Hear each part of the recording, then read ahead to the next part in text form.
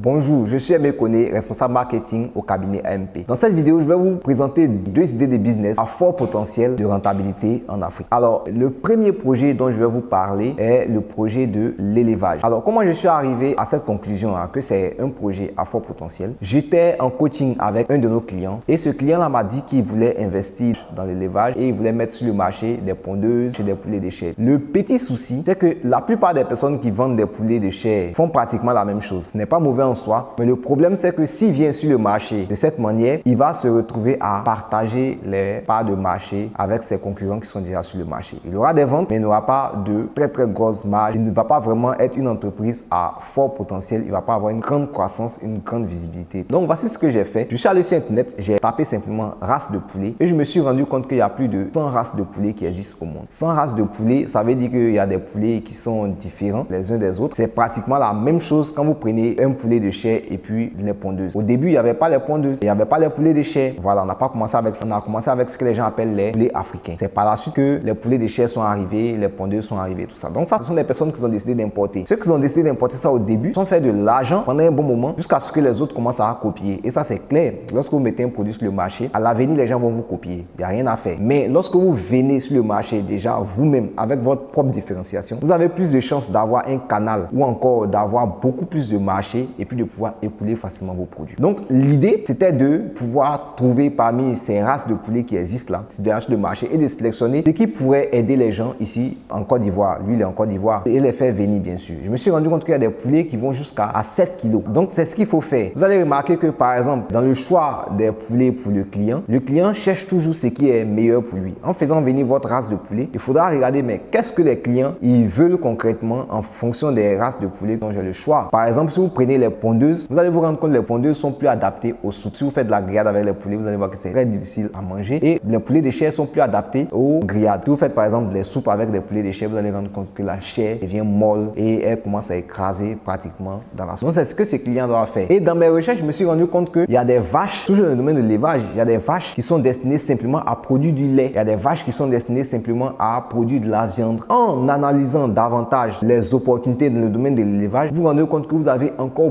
beaucoup à faire en Côte d'Ivoire et en Afrique de l'Ouest. Donc, c'est à vous d'aller, de faire des recherches, de vous approcher des spécialistes pour voir qu'est-ce qu'on peut faire davantage, qu'est-ce qu'on peut trouver comme méthode pour pouvoir importer et venir les vendre ici. Mais au préalable, il faut s'assurer que ces produits-là, lorsque vous allez les faire venir, les gens ont vraiment besoin de ce type de produits-là sur le marché ici. La deuxième idée de business, c'est l'agriculture. Vous allez vous rendre compte qu'il y a des produits qui sont greffés. Au début, on n'avait pas forcément des produits greffés. Il y a des mangues greffées, il y a des goyaves greffées. Il n'y avait pas forcément ça. C'est au fur et à mesure que des personnes ont trouvé ces techniques-là, peut-être ailleurs ou en Côte d'Ivoire, mais qu'ils ont pu les mettre finalement à la disposition des autres personnes. Donc, c'est à vous, en tant que spécialiste de ce domaine-là, de faire des recherches. Comment est-ce qu'on peut produire telle denrée à contre-saison? On vous a dit, par exemple, qu'on ne peut pas produire peut-être des raisins en Côte d'Ivoire, etc. C'est à vous de faire des recherches. Qu'est-ce qui manque au sol? Qu'est-ce qui manque pour pouvoir produire des raisins ici en Côte d'Ivoire? Donc, c'est à vous de partir chercher, d'aller vers les organismes comme le CNRA, de contacter des experts à l'extérieur, de faire des formations pour pouvoir trouver des méthodes. Il ne pleut pas tout le temps. Nos parents sont confrontés à cela. Quand il ne pleut pas, ils ne peuvent pas aller labourer le champ. Quand il ne pleut pas, ils ne peuvent pas commencer à mettre les premières semences en terre. C'est à vous de trouver les méthodes. Comment cultiver en temps de sécheresse? Voilà. C'est à vous de trouver ces méthodes-là et les mettre. Et lorsque vous arrivez à faire cela, puisque les gens n'ont pas la capacité de le faire, automatiquement, vous pouvez vendre facilement vos produits. Vous avez beaucoup plus de chances de faire de la marge. Parce qu'en tant qu'entrepreneur, c'est de trouver des solutions où les gens n'ont pas pu trouver de solutions. À partir du moment où vous arrivez à faire cela, vous pouvez avoir de grosses marges. C'est ce que je voulais partager avec vous comme idée de business aujourd'hui. Ces deux idées de business qui ont encore besoin d'exploitation. Vous pouvez aller regarder des documentaires. Vous tapez sur YouTube documentaire élevage. Vous pouvez préciser même le domaine, le documentaire agriculture. Et vous